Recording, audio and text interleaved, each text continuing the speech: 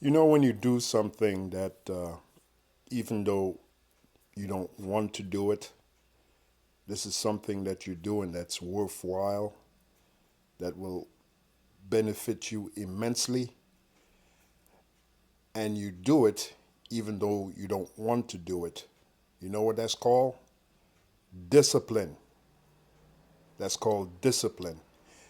This is another edition of the Daily Edification, the Daily Exhortation, and it comes to you through the spirit and power of Yahweh Baal Shem Yahweh Shai Baal Shem Rakakwadash. All praises and glories due. And in this truth, we must have discipline. We must have discipline.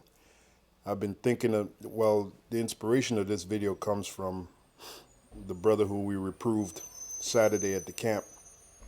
And I just can't get that brother out of my head, man. I've been, the Spirit has me thinking about that brother. And it's heavy because even Elder Apostle Torah said, you know, uh, when we were together after camp, he said, he likes that brother. He said, I like that brother, you know. And that brother at the camp made a statement. He said, basically, he said he hasn't been doing his videos because he hasn't been feeling like doing it. You know, roughly paraphrasing what he said.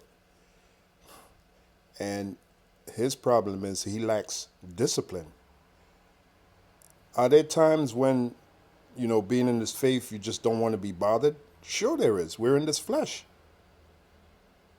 But we do what we have to do, even though when we don't want to do it, we do what we have to do because we have trained ourselves to be disciplined. I have the definition of discipline in front of you, brothers, right here, and I'm going to read it. The definition is as follows: the practice of training people. So it's a practice, and a practice is something you constantly do it. You do it until you get good at it. Like a person with a musical instrument, say a guitar, right? The first day you pick up a guitar, come on, you're not gonna play like, well, you're not gonna play like Jimi Hendrix. You're not gonna play like Eric Clapton. Okay, you're not gonna play like a you know, a guitar professional. Okay, that takes what? That takes practice. That takes discipline. If you want to get good at the guitar, you're gonna have to have two things. You're gonna have to have practice, and you're gonna have to have the discipline to practice. This is where, even though you don't want to play the guitar, you pick it up and you play it anyway until you get good at it, till you become a Jimi Hendrix or Eric Clapton. Okay? That comes through practice and discipline. Well, it's the same thing in this truth. And going back to that guitar, if you have a passion for learning that guitar, it'll be easy. One thing that makes us do what we do makes it easy for us because we have a passion for it. And that comes from Yahweh Baal Shem Yahweh Shai. Okay? We have a passion for it. And the word passion means to suffer. Okay? This thing of ours has consumed us, you know. All we think about is this thing of ours, this woman of ours, I should say. Because it definitely is a woman. This Hebrew Israelite ministry. It's a woman. It's a beautiful woman. That's how we have to look at it. Anyway, I did that video already, so let me get off that. We're talking about discipline. let's stick to the subject.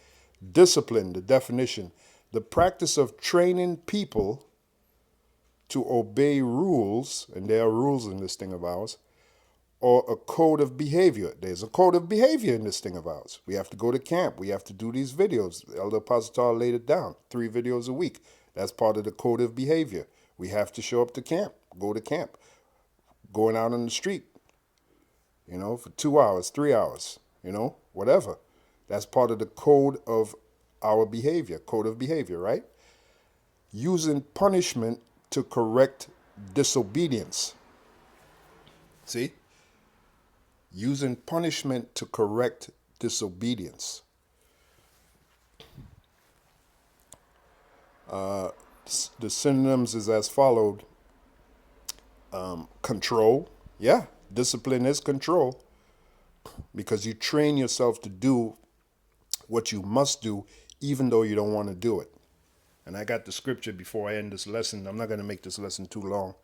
I got the scripture to back up the scriptural example of discipline. I got the scripture, so I'm going to read it towards the end of this lesson. Synonyms: control, regulation, direction, order, authority, rule, strictness. Now, earlier I was reading the definition. It is under verb. It says to train someone to obey rules or code of behavior. So we must have discipline in this thing of ours. And that's where you get the word disciple from. Now, if we say we're a disciple of Yahweh Shai by faith, right, then we have to have discipline. We have to have discipline, and that is the ability to train ourselves to do what Yahweh Shai said to do, even though we don't want to do it. There's sometimes we don't want to do it. We do it anyway because we're a disciple of Yahweh Shai. We have discipline. And, you know, the love of Yahweh Shai is not in word. It's in deed. It's in action. If you say that you love Yahweh Shai, you do what Yahweh Shai said to do. Remember what he said to Peter, right? Let's get that. What did he tell Peter? He said, feed my lambs and feed my sheep. You know, you can say, I love Yahweh Shai, I love Yahweh Shai. You can say that all the live long day. But if you ain't got the action to back that up, you just, like James Brown said, you're just talking loud and saying nothing. That's all you're doing. Okay? This was a very poignant moment between Yahweh Shai and Peter. Because Yahweh Shai was making a point. Because Peter, at that time, Peter was more into fishing, physically fishing, going, because his occupation was what? Before he was called, he was what? A fisherman. So you know he loved that occupation. But Yahweh Shai called him to be fishers of men. What kind of men? The elect of the nation of Israel. And when you go deeper, Peter was, back in his past life, he was David. So that was his job, to gather in the elect. So let's read it. Let's read it. By the way, you see the word disciples. A disciple has what? Discipline. That's where you get the word disciple comes from, discipline. John 21:10, it says, Jesus, Yahweh Shai saith unto them, bring of the fish which ye have now caught. Simon Peter went up and drew the net to the land, or to land, full of great fishes, 153. Now, I believe when you read earlier, they had been fishing all night and they didn't catch nothing. And then when Yahweh Shai came, that's when they caught that abundance of fish. Because there was a point to be made here. Yahweh Shai is about to make that point dramatically. And for all there was so many, yet was not the net broken. Spirit is heavy, man.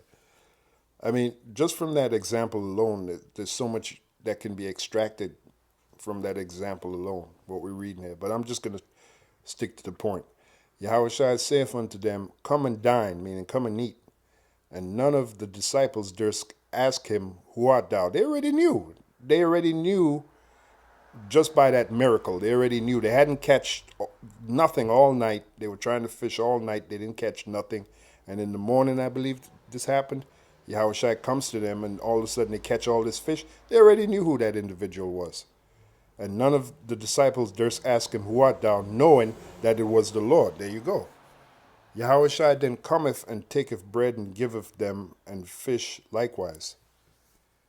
This is now the third time that Yahweh Shai showed himself to his disciples after that he was risen from the dead. So when they had dined, Yahweh Shai saith to Simon Peter, Simon, son of Jonas, lovest thou me more than these? What was he talking about? The fish. Like I said, Peter's occupation was what? He was a fisherman. So you know he loved doing that. But it was time for him to drop that occupation of being a fisherman and to concentrate more on being fishers of men, because he had received that gospel from Yahushua, and it was his job to go out there and teach the word, teach the truth, and to help gather in the elect, help bring in the sheep. Okay? Simon Peter, son of Jonas, lovest thou me more than these? And even more so because Yahushua was getting ready to go back to the Father. Okay? So the responsibility rested upon Peter. He saith unto him, Yea, Lord, thou knowest that I love thee. He saith unto him, Feed my lambs. Now this is the first time.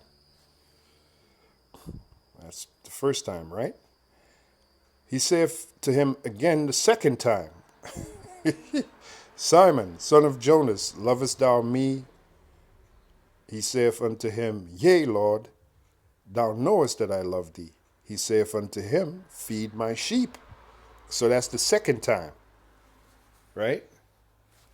He saith unto him the third time, Simon, son of Jonas, lovest thou me? Peter was grieved. So Peter started getting mad within his spirit. Because he saith unto him the third time, Lovest thou me? And he saith unto him, or he said unto him, Lord, thou knowest all things. Thou knowest that I love thee. Yahushua saith unto him, Feed my sheep. So what's the point here?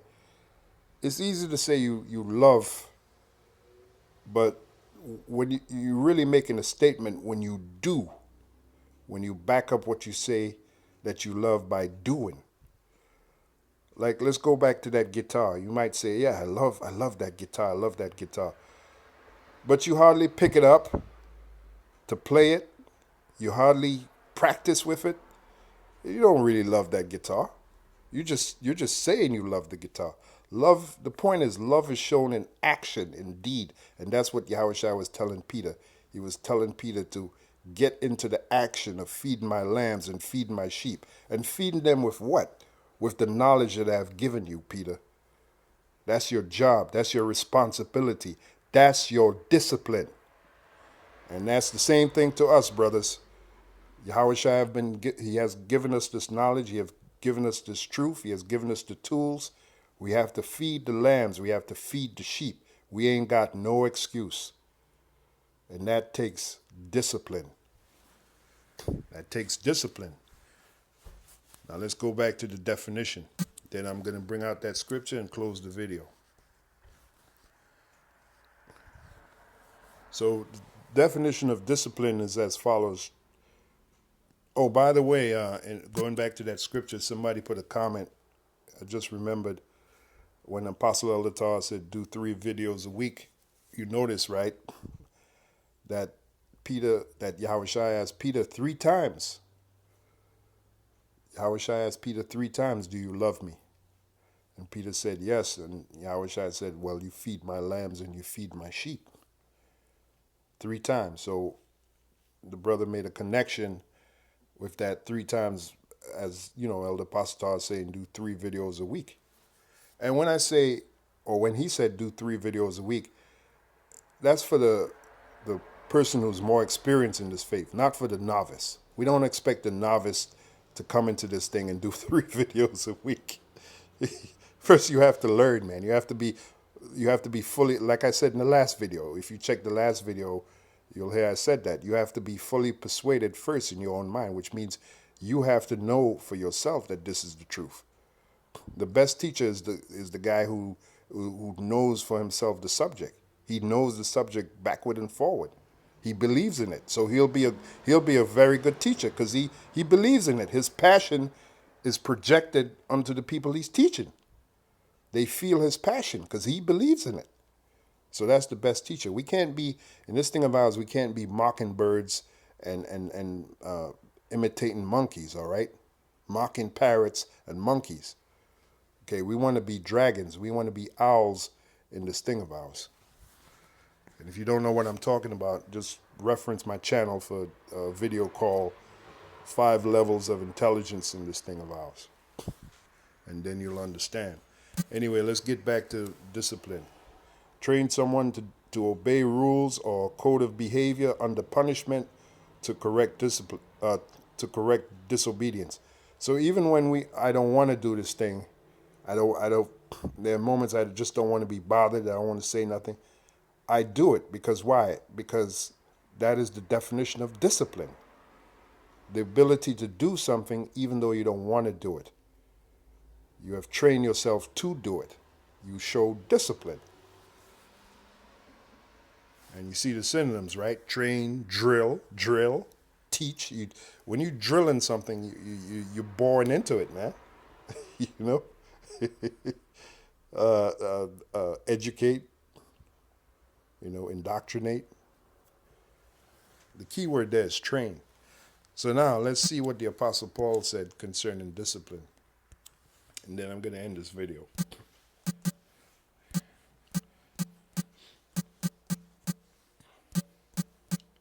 And I'm going to give this video just a straightforward title. Just call it Discipline.